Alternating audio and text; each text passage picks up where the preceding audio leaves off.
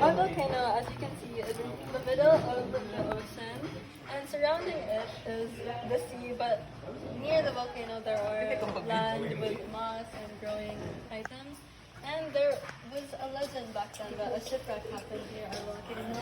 During the making of our volcano, we used crumpled up pieces of paper under, and then we wrapped a piece of newspaper around it and painted it brown. And then we also detailed out our volcano with orange and red paint. Ja. Ja, kuwangan pang bikin suda na Now ja. we will demonstrate our journey. Kuwangan pang bikin suda na ja. Di na ako.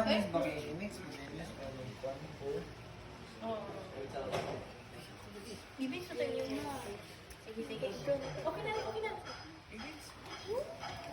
Boss. Dek. Yes, boss. Yes, Okay. miss. Ina. Cholo.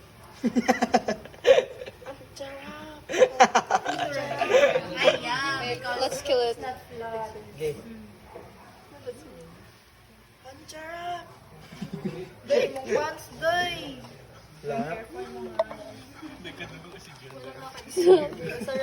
Wow, man.